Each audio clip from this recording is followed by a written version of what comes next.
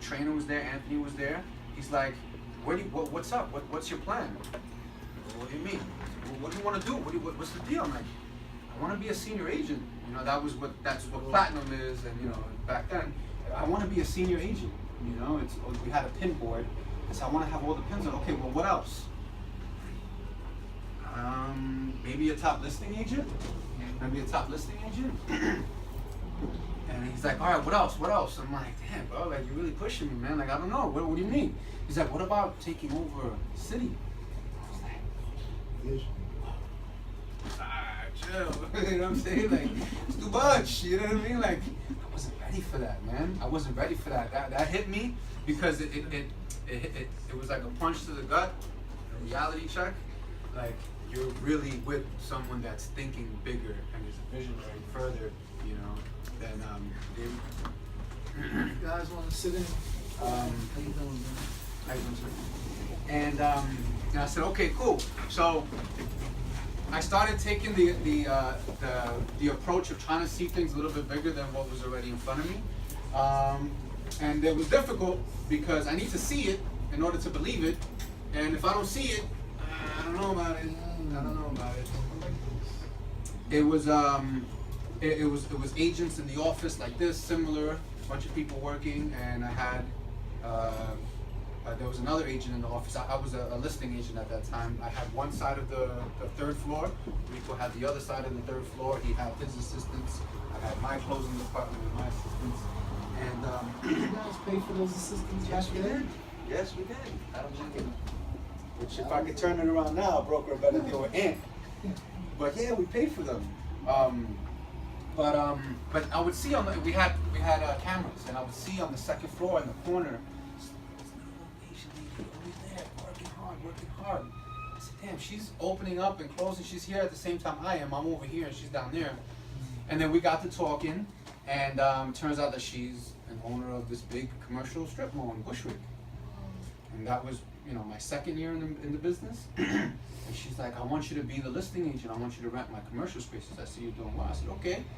So I went over there, and this is when the franchising was happening. As a matter of fact, I think Rico was already building this office. And she's like, put your store here, put your franchise here. I'm like, I don't know about the franchise thing, you know what I'm saying? Like, I'm not sure about it. She said, no, you have to. So I'm like, okay.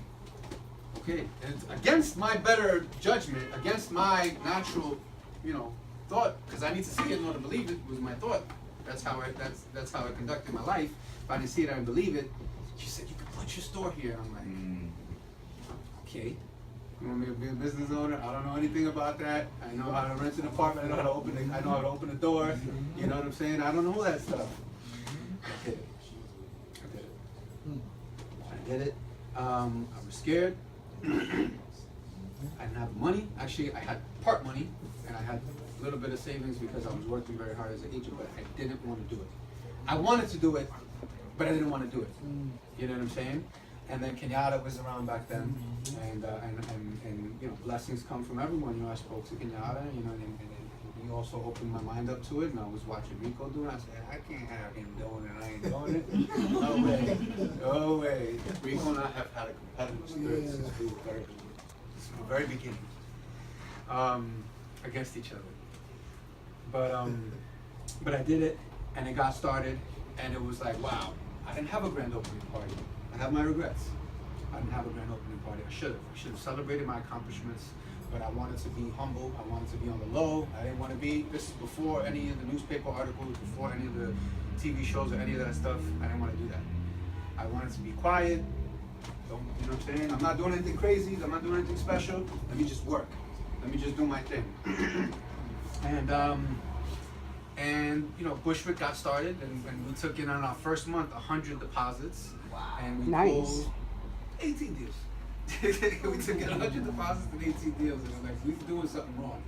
But it was different then, you know, like it was only a handful of franchises, so you know, it was a little bit, it wasn't easy, but you know, we were able to do that.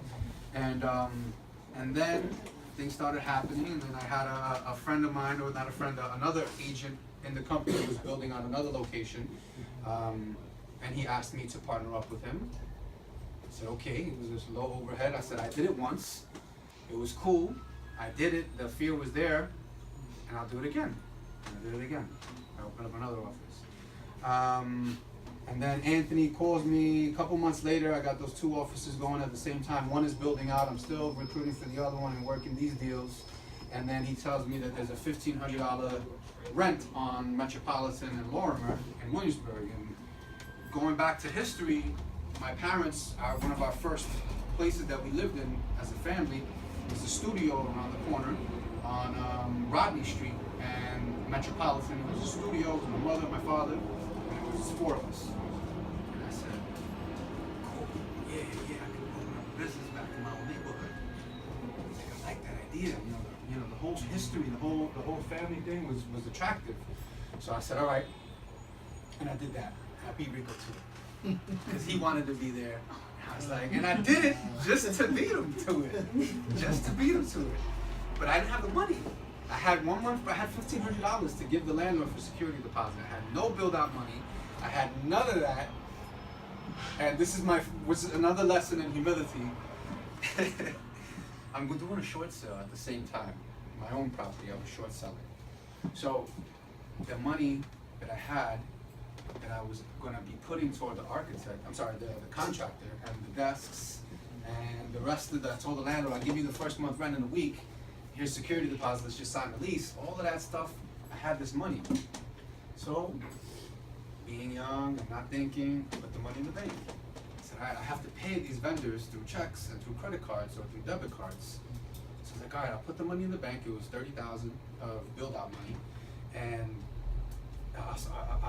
I'll get the landlord the check and I'll do that. And I put the money in the bank, and the next day the money's gone. A short sale. It was a Citibank account. I had a city mortgage. What was I thinking? I wasn't thinking. So they're like, okay, you have backed up on your mortgage payments. You shouldn't have $30,000 in the bank. We'll take that. We'll take that. Yo. I'm like, I couldn't believe it. I couldn't believe it. Wow. That was definitely another one of those shots to the stomach for me.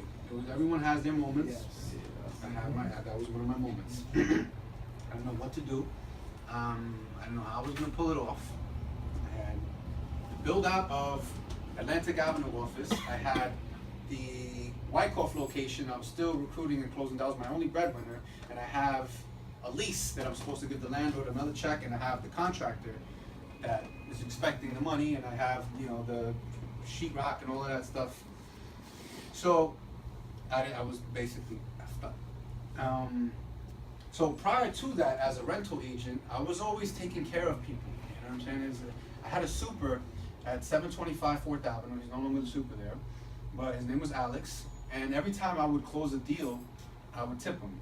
I would tip him $15, $20. It was nothing much. It wasn't a lot. I couldn't give him much, but I would give him something in exchange for better access. And I knew the guy was a hardworking guy, and he would help out. He would help the rapid agents. He would help me. He was the contractor that built Wyckoff. He was in the middle of doing the other one.